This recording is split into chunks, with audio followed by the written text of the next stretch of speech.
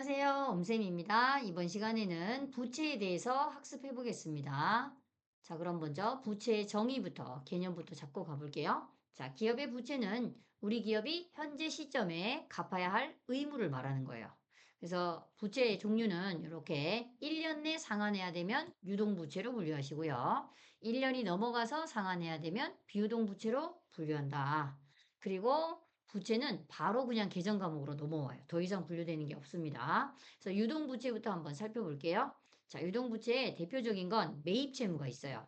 자, 매입채무는 우리가 왕기초 때도 배웠지만 기업의 상거래와 관련된 재고자산, 원재료, 상품, 제품 이러한 것들을 외상으로 사오면 장부에 뭐라고 적는다? 외상매입금, 그 다음에 지급어음 이렇게 적으셔야 돼요. 아셨죠? 자, 그럼 먼저 우리가 회사가 물건을 외상으로 사와보겠어요. 재고자산인 원재료를 기업으로 사왔다. 그러면 자산이 기업으로 들어옵니다. 그리고 대변에 부채도 기업으로 들어오셔야 돼. 이때 부채의 이름은 외상매입금이라고 쓰셔야 된다. 그리고 거래처를 꼭 다시고요. 이게 부채의 증가죠? 부채의 증가는 대변에서 하는 거니까 이름은 외상매입금. 그럼 언젠간 우리가 외상매입금을 거래처에서 주겠죠. 거래처로 외상대금을 지급한다. 그러면 장부에서 이걸 지워야 되니까 이제 부채를 장부에서 감소시키면 되겠네요. 그쵸? 차변에서 부채를 감소시키면 됩니다. 이렇게 대변에서 증가하고 차변에서 감소하고 서로 장부를 지우는 걸 우리는 뭐라고 한다? 상계라고 합니다. 아셨죠? 상계. 자, 그리고 돈 내주는 분께 하시면 됐다. 자, 그 다음에 이제 우리가 이론 문제 한번 풀어볼게요. 세형의 기말재무상태표에 계상될 외상매입금이 얼마냐 그랬어요. 외상매입금인데 언제 거? 기말. 12월 31일 날 외상매입금이 얼마야? 라는 거예요. 요때 우리 기업의 부채는 대변에서 증가하고 차변에서 감소하니까 요걸 잘 생각하시면 기초는 대변에서 나오겠구나.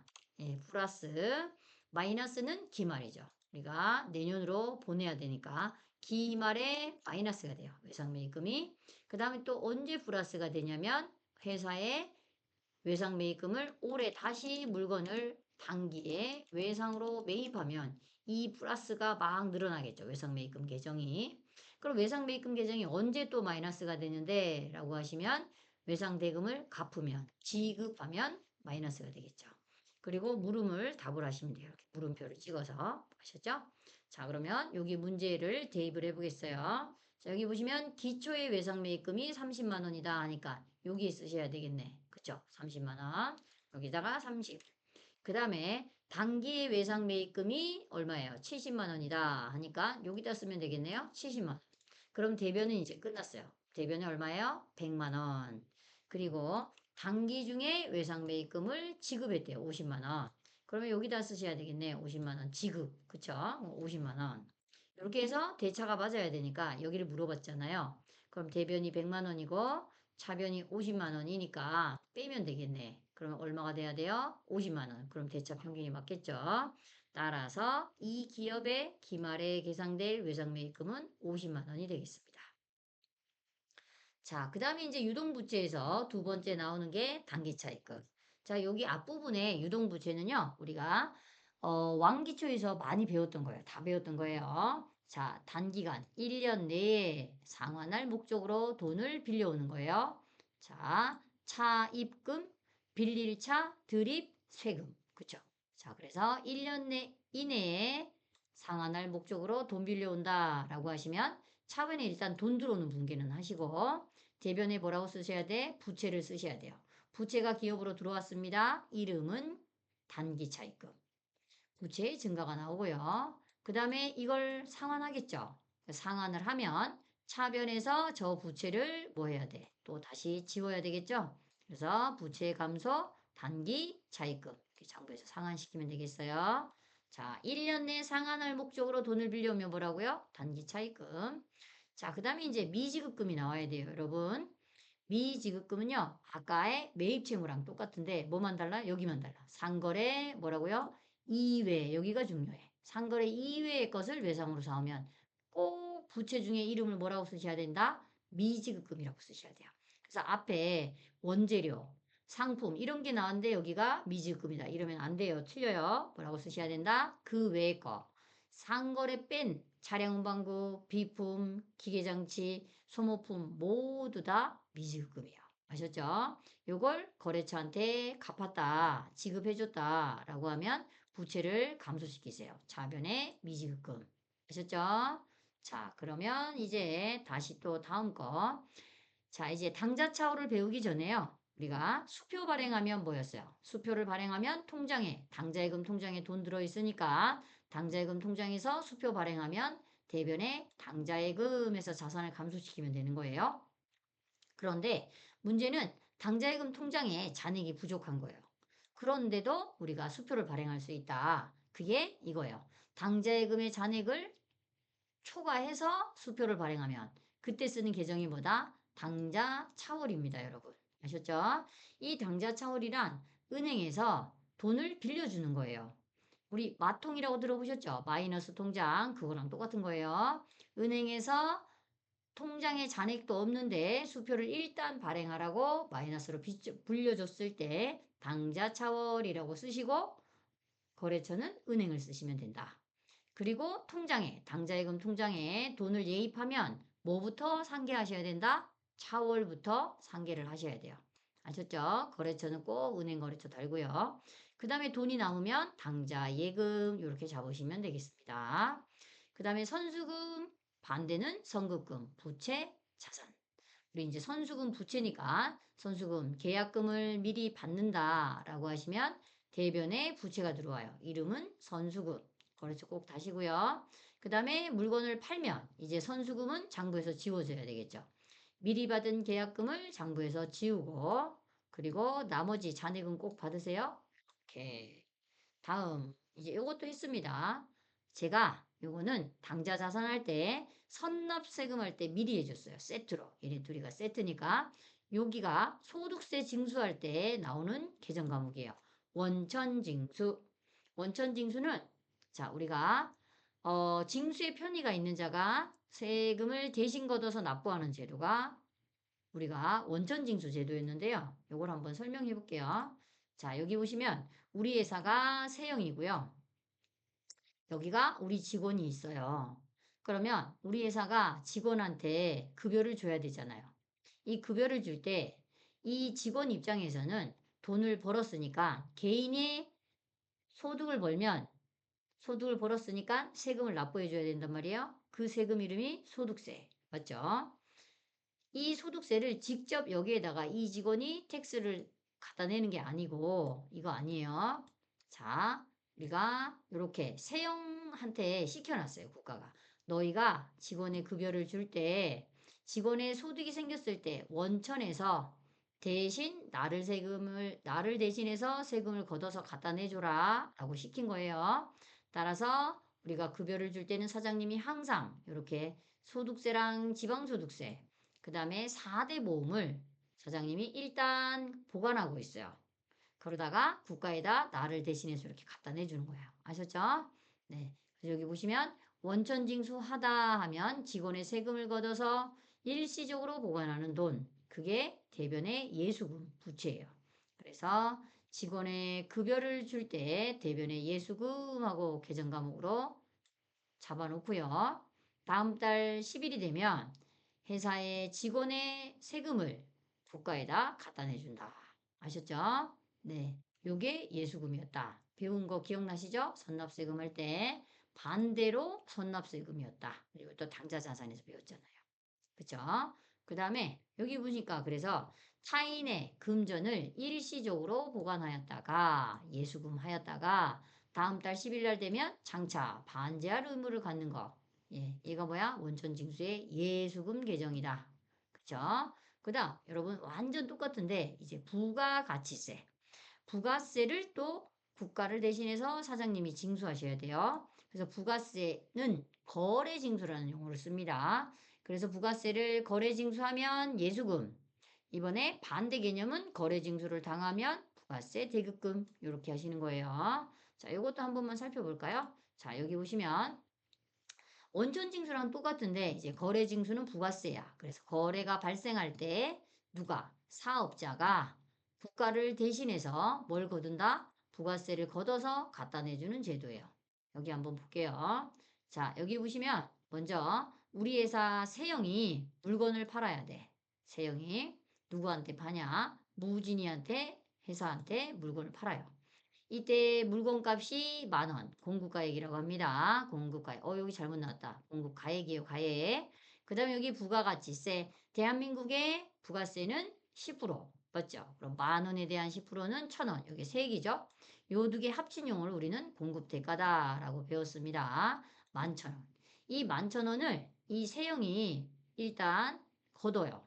징수를 해서 물건값은 본인이 가지고 이 세금은 국가에다 이렇게 갖다 내줘야 돼. 아셨죠? 따라서 우리는 부가가치세는 최종 소비자가 부담하는 건데요. 자, 직접 여기다가 텍스에다 갖다 내는 게 아니고 누가 갖다 내는 거다고? 예, 물건을 파는 사장님들이 걷어서 갖다 내주는 거다. 그러면 거래가 일어날 때 부가세를 걷어서 보관하면 앞에 붙이세요. 부가세라고. 부가세 예수금 이렇게. 아셨죠? 여기 보면 거래 징수하다 하면 물건을 파는 입장이에요. 공급받는 자에게 부가세를 거래 징수하고 일시적으로 보관하는 돈. 그게 뭐라고요? 부가세 예수금. 부채로 분류하고요. 반대 개념이죠. 요 앞 단계가 있을 거 아니에요. 물건을 떼와서 파는 거니까 이게 거래 징수를 당하다. 그러니까 공급자에게 부가세를 거래 징수 당하고 나중에 돌려받을 세액. 일단 우리가 공급자한테 부가세를 맡겨 놓으세요. 그리고 국가님한테 부가세를 돌려받으면 돼. 그걸 우리가 뭐라고 한다? 부가세 대급금. 아셨죠? 얘네 둘이는 반대 개념이에요. 네, 그래서 물건을 사올 때 부가세 대급금에서 나중에 돌려주세요 하고 맡겨놓는 돈. 대급금. 이렇게 부가세 나왔습니다. 거래징수. 자, 그래서 여기 살펴보시면 부가세 예수금은 부채예요. 자산을 매출하면서 가세분 10%에 부가세를 예수하면 뭐가 생긴다? 부가세 예수금에서 대변에 생깁니다. 아셨죠? 자, 그 다음에 여러분 요 미지급 비용이랑 선수 수익은 제가 결산해서 배워드릴 거고요. 미지급 법인세는 기업이 법인이 아직 세금을 안 내면 미지급 법인세 이렇게 씁니다. 그 다음에 미지급 배당금은 다음 시간에 우리가 자본할 때 배우셔야 돼. 그때 하겠습니다. 그 다음에 이제 당좌자산에 배운 가지급금 기억나시죠? 똑같습니다. 가수금 반대 입장이에요. 그래서 가수금은 기업으로 현금이 들어오긴 했어요. 그런데 아직 계정 과목이나 금액이 확정이 안 됐어요. 이럴 때 임시로 쓰는 계정 과목 그걸 뭐라고 한다? 가수금이라고 잡으시면 돼요. 그래서 원인이 밝혀지면 차변해서 부채를 감소시키면 돼요. 아셨죠? 그래서 가지금의 반대가 가수금이다. 그리고 둘 다 임시계정이다. 그래서 여기 가짜가 임시가짜예요. 임시가짜. 거짓가짜가 아닙니다. 자, 그 다음에 이제 여기 보시면 유동성 장기부채라고 있어요. 마치 여기가 장기라는 말이 들어가서 이게 비유동부채 같지만 이 유동성 장기부채는 성격이 유동부채예요. 뭐냐? 원래 장기부채였는데 유동으로 바뀌었다라는 걸 알리는 계정이에요. 그래서 최초에 장기로 돈을 빌려왔는데 이 장기 차입금이 상환일이 1년 이내에 도래했을 때 쓰는 계정이에요. 자, 그래서 한번 살펴보시면 여기 보시면 자, 장기차입금을 한번 봐볼게요. 잘 보세요. 최초에 X1년 3월 5일에 우리가 X3년도에 갚을게요 하고 돈을 빌려왔어요. 5천만 원. 1년이 넘어갔죠. 갚아야 할 날이. 그러면 대변에 우리가 이렇게 회계 처리를 하잖아. 대변에 장기차입금 5천만 원 하고 은행 이름을 쓰는 거예요. 그리고 나서 시간이 막 지났어요. 그리고 12월 31일인 요 날이 돌아온 거야. 12월 31일 날. 그럼 우리는 다시 재무상태표를 만든다, 안 만든다? 만든다. 재무제표를 만들어야 되는데 이때 보니까 장기차입금이라고 대변에 적으려고 했더니 장기차입금은 이제 1년 이내로 도래해서 3개월이 있으면 갚아야 된단 말이에요. 그럼 여기다 장기차입금이라고 쓰면 안 되죠. 그쵸? 그래서 그때는 우리가 12월 31일 날에 대체분계를 하셔야 됩니다. 이 장기차입금을 대체분계하는 장부에서 얘를 지워주셔야 돼요. 이제 더 이상은 장기차입금이 아닙니다. 라고 장부에서 지우고요. 그때 쓰는 계정이 1년 이내로 도래했습니다. 라는 계정이 뭐라고? 유동성 장기부채다. 이렇게. 알겠죠? 이때 거래처를 둘 다 안 달면 그거는 틀려요.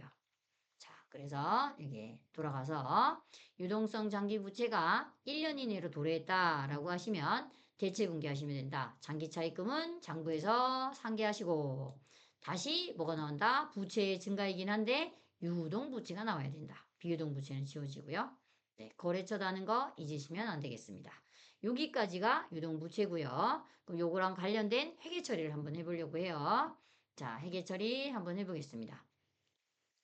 1번부터 볼게요. 1번에 무진상사에서 원재료를 매입했대요. 자, 재고자산이 기업으로 들어왔으니까 차변의 자산의 증가, 원재료 이렇게 쓰시면 되겠죠.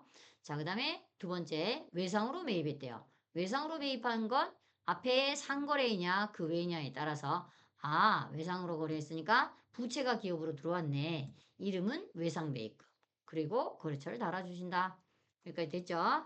자, 이제 부채의 증가가 왔어요. 그리고 부채가 증가했는데 문제 보니까 이 외상매입금 20만 원을 이제 뭐 했어요? 지급했다라고 나왔죠. 지급했어요. 그럼 부채 감소를 시켜야 되겠네. 장부에서 지워주세요. 네, 외상매입금을 장부에서 지웁니다. 이때 돈을 줘야 되는 게 아니라 뭘 준 거예요? 어음을 발행했다라고 했으니까 다시 또 부채가 나옵니다. 부채의 증가, 지급어음 해서 거래처를 달아주시면 된다. 어음이라는 건 지금 내가 돈은 못 주고 언제까지 꼭 줄게 하고 한 거잖아요. 맞죠? 그러면 이 어음을 발행했다는 소리는 언젠가 이 부채의 증가가 있으면 만기일이 도래하겠다. 그쵸? 그래서 여기 문제에 보시면 만기가 도래했대요. 그러면 장부에서 또 이 어음이 지워지겠네. 만약에 돈을 안 갚으면 그게 부도예요. 아셨죠? 그래서 부채 감소를 시켰습니다. 부채 감소 상기하고 그런 다음에 뭘 했어요? 수표 발행해 줬으니까 당좌예금. 이렇게 아셨죠? 자, 그 다음 뒤로 넘어가시고요. 2번 해보겠습니다. 우리 회사가 한강은행으로부터 3개월 후 했으니까 단기네 단기. 상한 조건으로 현금을 차입하다 그랬어요. 돈 빌려왔는데 1년 내니까 차변의 자산의 증가, 대변의 부채의 증가인데 이름은 단기 차입금. 한강은행 이렇게 쓰시면 되겠고요. 3번에 세형상사에서 건물을 매입하고 그랬어요. 자산의 증가 차변에 들어오고요. 대금은 다음 달이네. 외상인데요. 재고자산인지 봐셔야 되겠다. 그쵸? 상거래가 아니네. 그러면 부채 이름 뭘 쓰셔야 된다? 미지급금을 쓰시면 돼요. 부채 증가. 다음 4번에 보겠습니다. 자, 4번에 회사가 세용상사하고 제품을 팔기로 계약했대요. 네. 그런데 요거는 거래가 일어나지 않았으니까 회계 처리는 하시면 안 되고요. 여기 계약금 20만 원을 현금으로 받았대요. 그럼 차변에 자산이 들어오고 대변에 계약금 받으면 뭐라 그랬어요? 부채의 증가. 물건을 만들어줘야 될 의무가 생긴 거네. 그쵸? 그래서 기업으로 막 들어왔어요. 의무가. 이름은 선수금. 계약금을 받다 하면 부채 증가 선수금. 자, 그리고 드디어 판매를 한 거예요. 그래서 제품을 판매했대요. 그래서 대변에 수익의 발생, 제품 매출. 그런데 만약에 상품 매출이다. 상품을 팔았다 이러면 상품 매출. 이렇게 하시면 돼요. 그 다음에 계약금을 차감한 그랬으니까 장부에서 계약금을 상계해라 라는 소리네. 미리 받은 선수금 장부에서 지웠어요. 그러면 20만 원 상계했으니까 얼마 남았어요? 이제 80만 원에 대해서 쓰시고 뭐라고 돼 있어요? 보통예금으로 입금했다 그랬으니까 보통예금 자산의 증가. 자, 5번. 자, 급여 나오면 생각나야 되는 계정 과목 예수금 원천 징수를 하다. 자, 급여 100만 원 지급 시 기업에 비용이 발생했습니다. 급여 100만 원. 다 주면 된다, 안 된다? 안 된다. 소득세, 주민세 차감한 그랬으니까 이게 예수금이에요, 여러분. 예수금. 그리고 나머지는 현금 줬대요. 나머지 96만 원 현금 줬다. 그럼 이 예수금은 국가에다 갖다 내야 되겠네? 그래서 여기 보시면 소득세랑 주민세를 현금으로 뭐 했어요? 납부하다 그랬으니까 차변에 부채를 이제 감소시켜 주세요. 장부에서 지우고 대변에 뭘로 갖다 냈대요? 현금 이렇게. 자, 마지막 아니네요. 또 있네요. 6번에 세형상사에서 3년 만기로 차입한 장기 차입금에 상환일이 1년 이내에 들어있대요. 아, 그럼 이제 비유동 부채인 장기차입금을 대체분기한다. 장부에서 지우고 뭘로 대체해야 돼요? 네, 유동성 장기부채로 대체해 주시면 되겠다.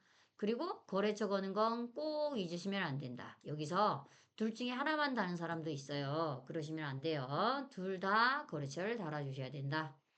7번 보세요.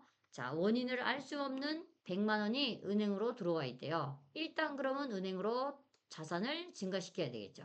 근데 원인을 모르겠대요. 그러면 계정 과목이나 금액을 확정할 수 없으니까 부채의 증가 가소금으로 잡는다. 원인이 밝혀질 때까지 주신다. 임시 계정이에요. 기말에 이제 이걸 상계해야 되겠죠. 자, 다행히 원인이 밝혀졌어요. 자, 이 100만 원이 매출처의 외상대금이었대요. 그럼 장부에서 일단 가수금의 원인이 밝혀졌으니까 장부에서 상계하시고요. 부채의 증가, 부채의 감소. 원인을 써주면 돼요. 매출처의 외상대금은 외상매출금. 자산의 감소. 그런데 거래처 안 나왔으니까 안 쓴 거고요. 자, 이렇게 해서 우리는 부채까지 다, 유동부채까지 다 회계 처리까지 해봤어요. 자, 다음 시간에는 비유동 부채로 만나겠습니다. 고생하셨습니다.